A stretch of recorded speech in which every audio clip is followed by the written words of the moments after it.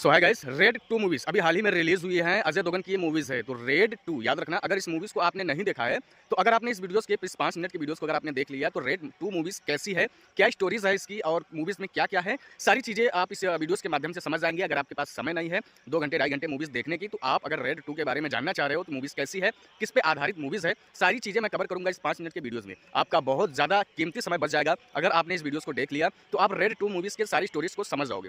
तो चलिए मैं वीडियोस को स्टार्ट करता हूं और आपको बताता हूं कि रेड 2 मूवीज आखिरकार कैसी है और किस स्टोरीज पे आधारित है।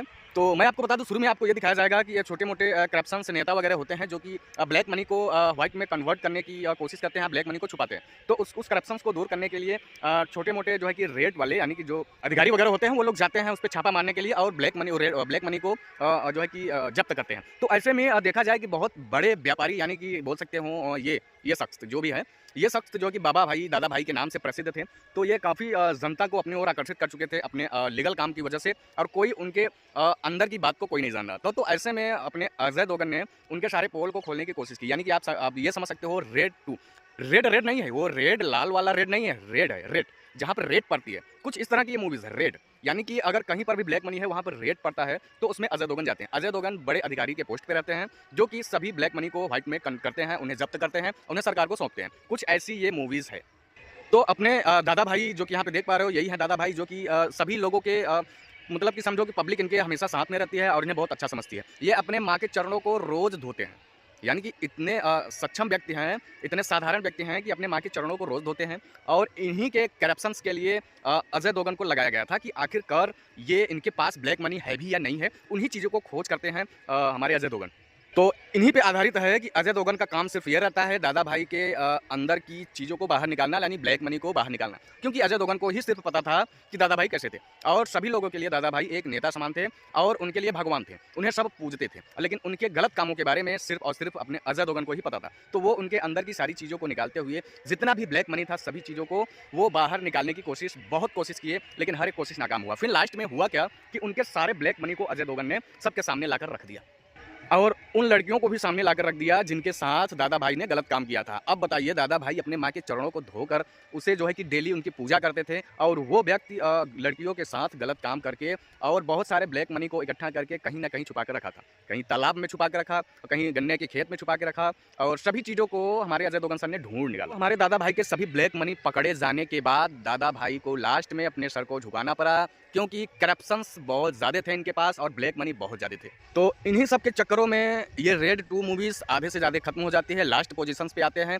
होता यह है कि दादा भाई के सभी ब्लैक मनीज को पकड़ लिया जाता है, उन्हें जब्त किया जाता है, और इतने भारी मात्रा में ब्लैक मनी मिलता है, सोना मिलता है और कैश मिलता है कि सारे डिपार्टमेंट को गिनने में जान लीजिए बहुत ज़्यादा प्रॉब्लम्स होती थी, इतने ज़्यादा ब्लैक मनी उनके पास मिला। तो लास्ट में हमारे दादा भाई जी जनता की सपोर्ट से अजय देवगन को मारने वाले थे, यानी कि जनता को मतलब अपना जरिया बनाकर अजय देवगन, यानी कि जो भी जितने भी सब इंस्पेक्टर थे, जितने भी चेकिंग वाले आयकर विभाग से थे, सभी लोगों को वो अपने जनता पब्लिक के साथ उन्हें मारने वाले थे लास्ट पोजीशंस पे। तो मारने वाले थे, तो उनके चक्कर में अजय देवगन ने सोचा अब क्या किया जाए। तो उन्होंने क्या किया कि सभी ब्लैक मनी जितने भी कैश थे वो सभी हवा में उड़ा दिए। यानी कि बाहर इतनी ज़्यादा पब्लिक थी कि इतने ज़्यादा पब्लिक थे जिसे कंट्रोल करना मुमकिन नहीं था, लेकिन अजय देवगन ने दिमाग लगाया और सभी पैसों को लुटा दिया, जिसके चक्कर में लोग जो है कि सारी जनता सिर्फ और सिर्फ पैसे को लूटने में लग गई, और जिस वजह से वो सारे ब्लैक मनी को ट्रांसफर कर दिया, यानी कि कहीं और भेज दिया, और जो भी पैसे थे, जो भी कैश पैसे थे, सभी कैश पैसे को वो पब्लिक में ही लुटा दिया। काम किया था वो सभी लड़कियां वहाँ पे मौजूद थी, और उनकी दादा भाई के माँ जिनके चरणों को वो रोज़ धोते थे, वो भी आ गई और वहाँ पे दादा भाई को एक चाटा खींचकर मार देती है